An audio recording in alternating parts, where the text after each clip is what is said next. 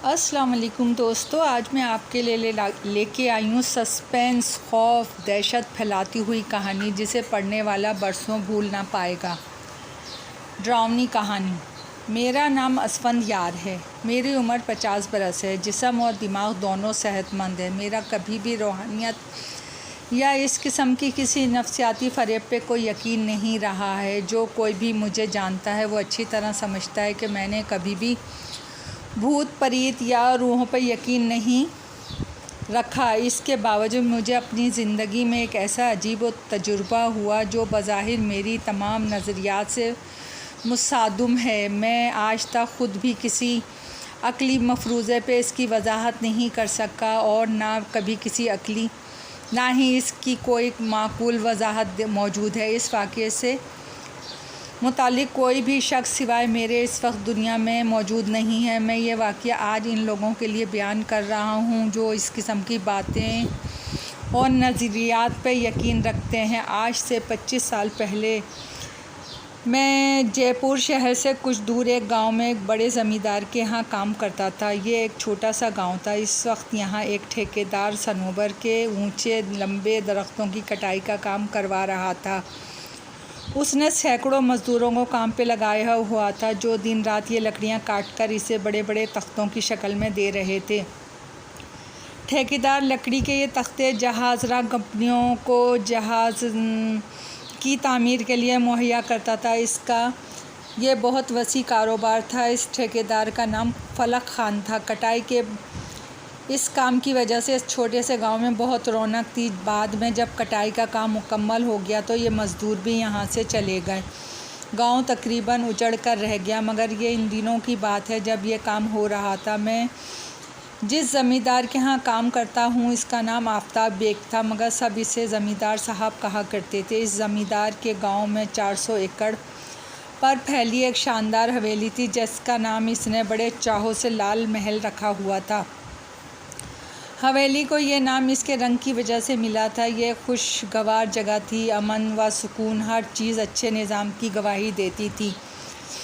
मेरी इस कहानी का ताल्लुक़ इसी लाल महल से है। मैं इस रोज़ एक चमकीली दोपहर अपने कमरे की खिड़की के नीचे रखी मेज़ पे बैठा रोज़मर्रा का हिसाब लिख रहा था। इस कमरे के बाहर एक बरामदा था जिसके सुतूनों पर चढ़ती मुख्तलिफ़ रंगों और अंदाज के फूलों वाली बेलें अपनी अजीब बहार दिखा रही थीं। दोपहर की खाने की हलचल ख़त्म हो चुकी थी। बर्तन समेट दिए गए थे। बावर्ची खाना भी साफ़ सुथरा हो गया था। ज़मींदारनी बावर्ची खाने के बैरूनी खिड़की के पास अपनी झूलने वाली कुर्सी पे बैठी ऊँघ रही थी। इसकी बिल्ली इसके कदमों में दबी हुई बैठी थी।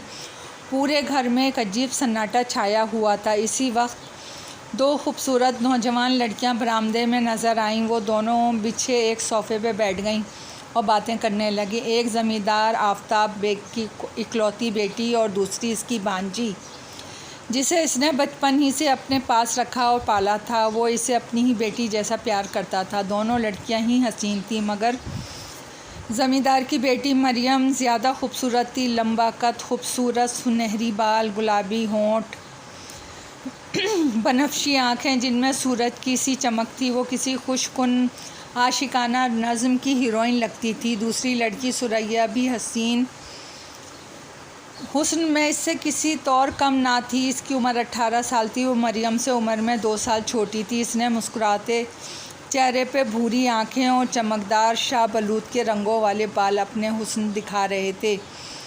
जब वो हंसती तो मोतियों जैसे दांत इसकी कतार से इसको हुस्न को दो चंद कर देती।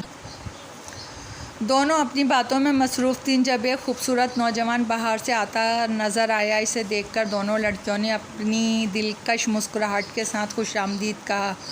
वो नौजवान इनके लिए अजनबी नहीं था। वो आते ही एक कुर्सी पे तकरीबन गिर सा गया। इसके अंदाज में थकावट नुमाया थी।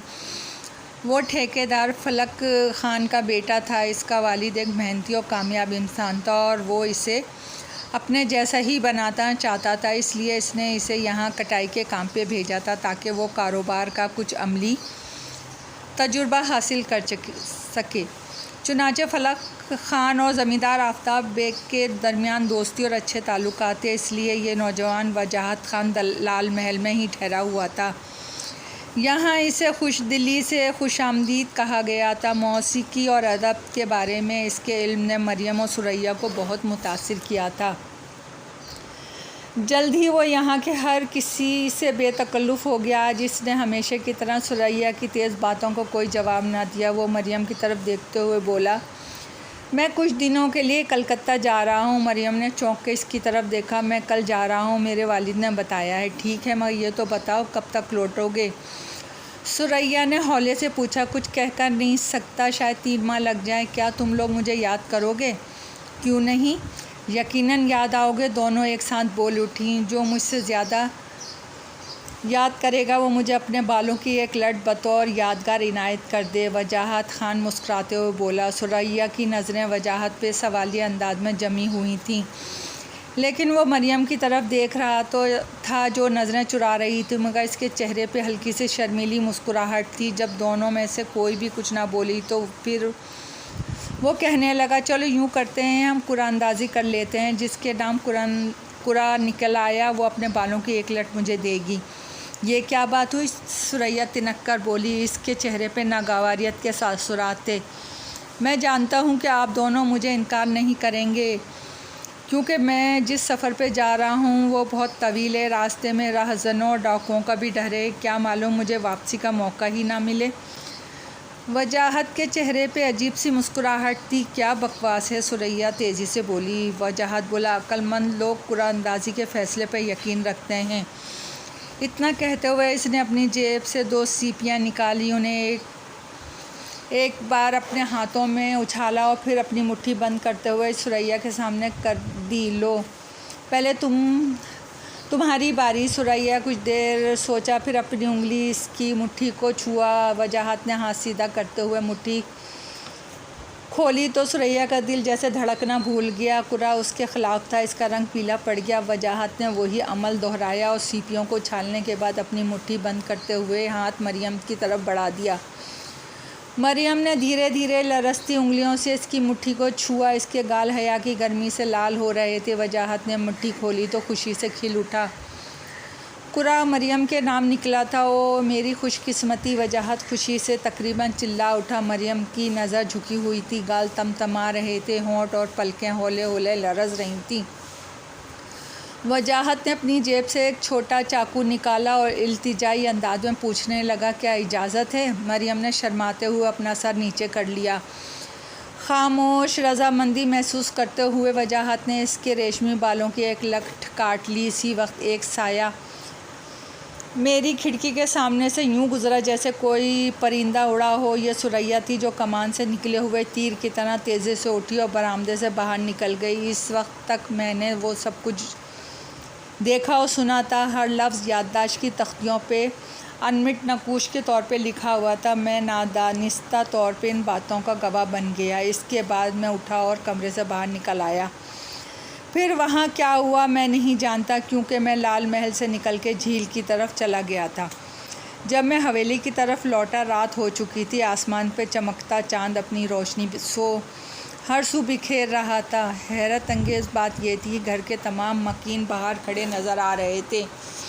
उनमें एक दराज कद दुबला पतला नौजवान भी था, जिससे मैंने पहली नज़र ही में पहचान लिया। ये ज़मींदार आफ्ताब बेग का भतीजा खुर्रम बेग था। चूँकि ज़मींदार की कोई औलाद नरीना ना थी, इसलिए खुर्रम बेग ही को लाल हवेली का वारिस समझा जाता था। खुर्रम बेग और सुरैया की मंगनी का फ़ैसला उनके बचपन ही में कर दिया गया था। सुरैया भी खुर्रम बेग को पसंद करती थी, मगर जब वो बड़े हुए तो सुरैया को खुर्रम बेग के तौर तरीक़ों पे एतराज़ होने लगा। फिर वो इसकी कुछ नापसंदीदा हरकतों की वजह से इससे दूर होती चली गई। जब ज़मींदार ने इन दोनों की बाकायदा शादी का फ़ैसला किया तो सुरैया ने यह कह के टाल दिया कि वो 21 साल की होने के बाद ही इसके बारे में सोच सकती है। इस बात पे झगड़ा हुआ। खुर्रम बेग घर छोड़ के चला गया। इसे दरिया बहुत पसंद था। वो एक बहादुर और हुनरमंद कश्ती रां था। इस वजह से इसे मल्ला के तौर पे एक बहरी जहाज़ पर जगह हासिल करने में कोई दिक्कत ना हुई। अब इस वक्त इससे यहाँ देखकर हैरत हुई, इतनी जल्दी इसके घर वापस आने की तौफीक नहीं थी। लेकिन इससे भी ज़्यादा हैरान इस वक्त हुआ जब वो मुझे देखते ही मेरी तरफ लपका सुरैया कहाँ है? इसने करीब आते ही मुझसे पूछा। सुरैया? मैंने चौंक कर पूछा, क्या वो घर पर नहीं है? नहीं, मरियम का ख्याल है कि वो शायद तुम्हारे साथ गांव की तरफ गई है। वो मेरे साथ नहीं गई, मैंने उसे नहीं देखा। ओ मेरे खुदाया, मैं चिल्ला उठा। वो कहाँ जा सकती है? शायद वो तुम्हें तंग करने के लिए कहीं छुप गई होगी। नहीं, मेरे यहाँ पहुँचने से पहले ही सब घर वाले इसे तलाश कर रहे थे, खुर्रम बेग ने जवाब दिया। इतनी देर में ज़मींदार आफ्ताब भी वहाँ आ गया। उसने बताया कि रात खाने के थोड़ी देर बाद एक मुलाजिम ने सुरैया को जंगल की तरफ जाते हुए देखा था। मरियम बोली, हो सकता है वो जंगल से फूल चुनने गई हो, लेकिन अब तो इसे गए हुए काफ़ी देर हो गई है। वो अब तक लौटी क्यों नहीं? ज़मींदारनी के चेहरे पे तशवीश के साए थे। घबराने की ज़रूरत नहीं है, ज़मींदार ने कहा। गुज़िश्ता 40 साल से इस जंगल में कोई रीछ या भेड़िया, यहाँ तक कि कोई सांप भी नहीं देखा गया, मगर वहाँ दलदल तो है, इसकी बीवी बोली। वहाँ लंबी लंबी घास भी, और जब भी वहाँ जाती है तो मुझे खदशा रहता है कहीं वो इसमें गिर ना जाए, डूब ना जाए। ज़मींदार फ़ौरन बोला, अल्लाह ना करे अगर कोई ख़ुद जानबूझकर वहाँ इस दलदल के अंदर जाना चाहे तो वो डूब नहीं सकता। फिर अचानक इसकी नज़र एक तरफ उठी तो वो चौंक कर बोला, अरे ये खुर्रम बेग कहाँ जा रहा है? खुर्रम बेग ने इसकी आवाज़ सुन ली और मुड़े बगैर तेज़ी से आवाज़ में जवाब दिया, मैं सुरैया को तलाश करने जा रहा हूँ। कहते हैं खुर्रम बेग तेज़ कदम उठाता जंगल की तरफ चल पड़ा। अच्छा है कि वो इसे तलाश करने चला गया, ज़मींदारनी ने गहरी सांस लेते हुए कहा। हो सकता है इसके पाँव में कोई चोट लगी हो, चलने के काबिल ना हो। बेहतर है कि मैं और वजाहत खान भी खुर्रम बेग के पीछे इसकी मदद को जाएं। वजाहत ने फ़ौरन ही सर हिलाकर मेरे मशवरे की तायद की। खुर्रम बेग इसको पसंद नहीं करेगा, ज़मींदार ने कहा। वो खुद ही सुरैया को आसानी से घर वापस ला सकता है। नहीं जाने दे, मरियम तेज़ी से बोली। देखें माँ भी कितनी परेशान है और मैं भी। ठीक है, जाओ, ज़मींदार आफ्ताब बेग चिड़चिड़े लहजे में बोला। इससे खुद इसकी बेचैनी भी ज़ाहिर हो रही थी। चाँद 14वीं का था और आसमान पूरी तरह साफ़ था। हर चीज़ वाज़ेह नज़र आ रही थी। वजाहत और मैं बेखौफी से आगे बढ़ने लगा। सड़क पहले तो बिल्कुल सीधी थी, लेकिन दलदली ज़मीन के पास पहुंच के जंगल की तरफ मुड़ गई। इस मोड़ से एक रास्ता दलदल की तरफ जाता था। ये है वो दलदली इलाका, मगर अक्सर जगह पर बहुत खूबसूरत है। सरकंडों के अंदर बेशुमार किस्म के जंगली परिंदों ने अपने घोंसले बनाए हुए थे। दलदली पानी के अंदर आबी पौधों की शानदार फूल और ख़ूबसूरत पत्ते अपनी बहार दिखा रहे थे, जो अप्रैल से दिसंबर के महीने तक अपने जोबन पे होते थे। दलदल के किनारे के गिर्द पानी आमतौर पे इतना कम होता है कि शिकारी अपने शिकार के ताक़ुब वहाँ से गुज़र सकते हैं, लेकिन दरमियान में ये अक्सर ख़तरनाक हद तक गहरा हो जाता है। इसे सिर्फ छोटी कश्ती में अबूर किया जा सकता है। थोड़े आगे जाके एक दोराहा था। वजाहत सीधा जाना चाहता था, मगर जाने क्यों मेरे दिल ने मुझे वहाँ से दाएं मुड़ने पर उस्काया। मैंने वजाहत को पुकारा, इस तरफ आओ। वो मुड़कर खामोशी से मेरे पीछे हो लिया। तेज़ तेज़ चलते हुए हम दलदल तक पहुँच गए। वहाँ एक दिल हिला देने वाला मंज़र हमारी आँखों ने देखा। खुर्रम बेग दलदल के अंदर घुटनों तक धंसा खड़ा था और अब बाहर निकलने की कोशिश कर रहा था। इसने अपने बाजुओं में सुरैया को किसी बच्चे की मानींद उठाया हुआ था। सुरैया के बाजू बेजान अंदाज में नीचे लटके हुए थे और इसके लंबे बालों से पानी टपक रहा था। इसका चेहरा चांदनी की तेज़ रोशनी में खौफनाक हद तक चमक रहा था। साफ नज़र आ रहा था कि वो मर चुकी है। जैसे ही हम इसकी तरफ बढ़े, खुर्रम बेग भी दलदल से निकलने में कामयाब हो गया और सुरैया के बेजान जिस्म को घास पे लिटा दिया। इसकी आंखें इसी तरह खुली हुई थी जैसे चौंका देने वाली हैरत में हो। खुर्रम बेग ने मेरी तरफ देखते हुए बड़ी इल्तिजाई अंदाज में कहा, देखो, क्या ये ज़िंदगी की इसमें कोई रमक बाकी है? मैं झुककर इसका मुआयना करने लगा। मेरे अंदाज़ के मुताबिक से मरे हुए कई घंटे गुजर चुके थे। ये बात सुनते ही खुर्रम बेग गुस्से से भरा हुआ उठा और नफ़रत आमेज़ अंदाज में वजाहत की तरफ देखते हुए कहने लगा, यकीनन ये काम तुम्हारा है। मेरा? वजाहत खान हैरत से बोला, क्या तुम पागल हो गए हो? मैं पागल नहीं हुआ हूँ। सुरैया वो लड़की है जिसे मैंने अपनी ज़िंदगी से ज़्यादा प्यार किया था, वो मेरी आंखों के सामने मरी पड़ी है और तुम इसके कातिल हो। क्या मतलब? वजाहत फिर चिल्लाया। खुर्रम बेग, तुम शायद नहीं जानते कि तुम क्या कह रहे हो। मैंने कहा, मैं अच्छी तरह जानता हूँ मैं क्या कह रहा हूँ। फिर वो वजाहत की तरफ इशारा करते हुए कहने लगा, मैं यहाँ नहीं, लेकिन मुझे सब खबर है कि इस शख्स ने सुरैया को बेवकूफ़ बनाया। वो समझती थी कि ये इससे मोहब्बत करता है और जब इसे पता चला कि वो तो सिर्फ इससे खेल रहा था तो बर्दाश्त ना कर सकी, वो पागल हो गई और इसने दलदल में उतर के अपनी ज़िंदगी का ख़ात्मा कर लिया। इस शख्स ने इसे ऐसा करने पे मजबूर किया है। मैंने अपनी ज़िंदगी में सुरैया से कभी मोहब्बत नहीं की। वजाहत तेज़ी से बोला, मैं मरियम से इस वक्त से प्यार करता हूँ जब मैंने इसे पहली बार देखा था। मैं कहता हूँ तुम सुरैया के साथ खेल रहे थे, लेकिन इसने समझा कि तुम दिल से इसके साथ मोहब्बत करते हो। तुम ऐसा किस बुनियाद पे कह सकते हो? मैंने हैरत से पूछा। खुर्रम बेग ने गहरी नज़रों से एक बार वजाहत की तरफ देखा, फिर मेरी तरफ देखते हुए कहने लगा, 3 दिन पहले एक रात मैंने ख्वाब में सुरैया को पानी के एक बड़े तालाब में गिरते हुए देखा। एक आदमी तालाब के किनारे पर खड़ा था। मैंने देखा वो पानी के अंदर डूबती जा रही है और ख़ुद को बचा नहीं पा रही। इसने अपना एक हाथ मदद के लिए इस आदमी की तरफ बढ़ाया, लेकिन वो इसका हाथ थामने के बजाय पीछे हट गया। वो मदद के लिए पुकारती रही। इसके बाद मेरी आँख खुल गई। मुझे ख्वाबों पे यकीन नहीं रहा, लेकिन ये ख्वाब इतना सच्चा लग रहा था कि इसने मेरे दिल और दिमाग पे अजीब असर किया। यही ख्वाब मैंने अगली रात दोबारा देखा। इस बार मैंने देखा सुरैया ख़ुद पानी के अंदर कूदी है। इस दफ़ा भी कोई शख्स किनारे पर खड़ा है, इसकी तरफ देख रहा है, मगर इसकी मदद नहीं कर रहा। मैंने अगले कई रात ये ख्वाब मुसलसल देखा तो मुझे महसूस हुआ कि महज ख्वाब नहीं बल्कि किसी ख़तरे से आगाह कर रहा है। मैं इस ख़तरे का मतलब नहीं जान पाया, मगर जितनी जल्दी मुमकिन हुआ मैं वापसी के लिए चल पड़ा। दिन रात सफ़र करके घर पहुंचा और घर पहुंचते ही सबसे पहले जिस शख्स पे मेरी नज़र पड़ी वो यही शख्स था जिसे मैं अपने ख्वाबों में तालाब के किनारे खड़ा देखता था। हालांकि पहले मैं कभी इससे नहीं मिला।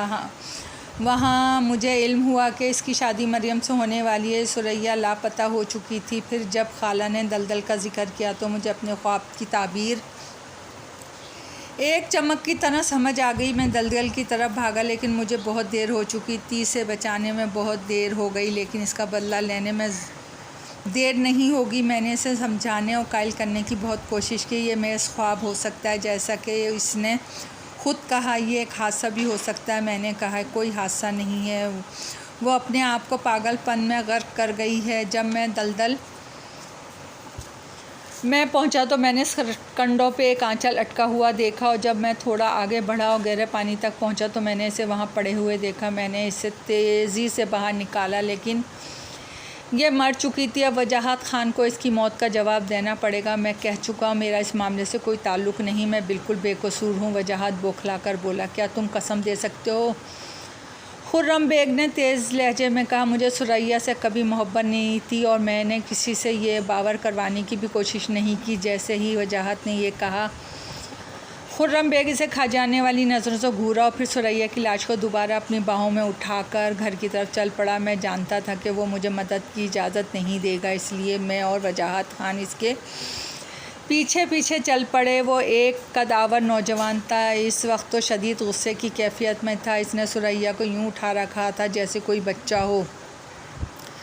लाल महल ये पूरी रात गहरे गम में गुजर गई। जब सुबह हुई तो खुर्रम बेग वापस चला गया। दूसरे रोज़ सुरैया को गांव के कब्रिस्तान में सुपर्दे खाक कर दिया गया। खुर्रम बेग के अलावा किसी ने भी इसकी मौत पर कत्ल या किसी और किस्म का कोई शक नहीं किया। सब ने इसे एक हादसा समझा। खुर्रम बेग इसके जनाजे में भी शरीक नहीं हुआ। वो एक बार फिर कहीं गायब हो चुका था। सुरैया की तदफीन के 2 दिन बाद ज़मींदार आफ्ताब बेग को इसका एक ख़त मिला जिसमें मालूम हुआ वो अपने बहरी जहाज़ पर वापस चला गया है। इस जहाज़ को तिजारती इस्तेमाल के लिए जनूबी अफ्रीका जाना था। इसलिए ख़त में सुरैया को कोई ज़िक्र नहीं था। घर वालों को और ख़ुसूसन ज़मींदार को उम्मीद थी कि जब मरियम की शादी होगी तो वो घर वापस आ जाएगा, मगर ये उम्मीद इस वक्त दम तोड़ गई जब नवंबर के वक्त में खुर्रम बेग के बहरी जहाज़ के मालिक की तरफ से ख़त मौसूल हुआ। इस ख़त में बताया गया जिस जहाज़ पर खुर्रम बेग सफ़र कर रहा था वो एक समंदरी तूफ़ान की वजह से गर्क हो गया। अमले का कोई भी फ़र्द ज़िंदा नहीं बचा, ना ही इसकी लाशें मिल सकीं। लाल महल में ये सर्दियाँ उदासी के आलम में गुजर गईं, लेकिन बाहर के साथ नई उम्मीदें और खुशी का वादा आया। वजाहत ख़ान के वालिद फलक ख़ान ने इसी गांव में वजाहत और इसकी दुल्हन मरियम के लिए एक आलीशान हवेली तामीर करवाई। उनकी शादी मई के महीने में तय पाई थी। मरियम जिन दुखों से गुज़र रही थी वो इसके नाजुक हुस्न को, कोमल मिठास को मज़ीद गहरा कर रहे थे और इस खुशी को साफ़ कर रहे थे जिसने इसकी प्यारी आँखों को रोशन किया था। वजाहत हमेशा की तरह खूबसूरत और दिलकश था। इसकी मर्दाना वजाहत ज़्यादा निखर गई थी। वो मरियम से पहले से ज़्यादा मोहब्बत करने लगा था। मरियम के वालिदैन एक बार फिर ज़िंदगी की तरफ लौट रहे थे। अगर मैं ये ना जानता होता कि इंसानी दिल अपने अंदर कितनी गहराइयों में उदासी और राज छुपा सकता है, तो शायद सोचता कि वो सुरैया और खुर्रम को भूल गए थे। शाम का दिन गर्म और रोशन था। निकाह की तकरीब शाम 6 बजे लाल महल में होना थी। इसके बाद मेहमानों के लिए दावत का इंतज़ाम था। यह एक मसरूफ़ दिन था। गांव के 2 या 3 नौजवान लड़कियां पूरे घर को साफ़ करने और सजाने संवारने में मदद कर रही थी। हर कोई अफरा तफरी के आलम में था। हर तरफ भाग दौड़ मची हुई थी। दुल्हन की सहेलियां दुल्हन को तैयार कर रही थी। ज़मींदारनी ने दावत के खानों की तैयारियों में मसरूफ़ थी। ज़मींदार आफ्ताब बेग मेहमानों को अपना आड़ू का बाग दिखाने के लिए ले गए थे। वजाहत ख़ान और मैं बरामदे में खड़े बातें कर रहे थे। बेचैन दूल्हा बार बार अपनी जैसी घड़ी को देख रहा था।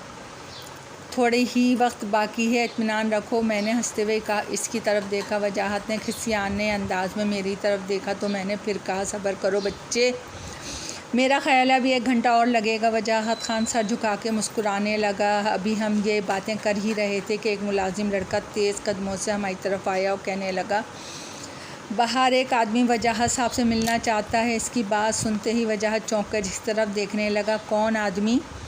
मैं नहीं जानता, वो कहता है इसे सिर्फ चंद लम्हों के लिए आपसे मिलना है। मुलाजिम लड़के ने जवाब दिया, ठीक है तुम चलो, मैं आता हूँ। वजाहत ने से जवाब दिया। जब लड़का चला गया लड़का चला गया तो मेरी तरफ देख के कहने लगा, आप यहाँ इंतज़ार करें, मैं अभी इसकी बात सुन के वापस आता हूँ। इसने असबाब में सर हिलाया और बैरूनी दरवाजे की तरफ बढ़ गया। शाम ढलने वाली थी। समंदर की तरफ से उठने वाली सुरमई बादल सूरज को अपनी पीछे छुपाने की कोशिश कर रहे थे। ठंडी हवा चल चुकी थी जिसमें मुझे कपकपा के रख दिया था। वो किसी से मिलने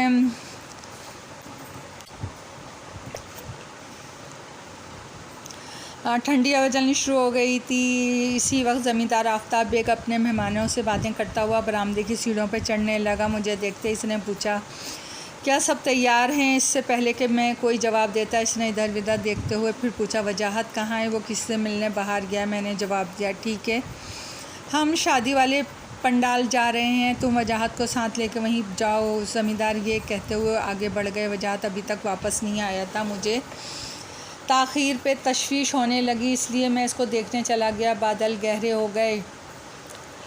इसी वक्त 2 साए मुझे कब्रिस्तान की तरफ जाते हुए नज़र आए।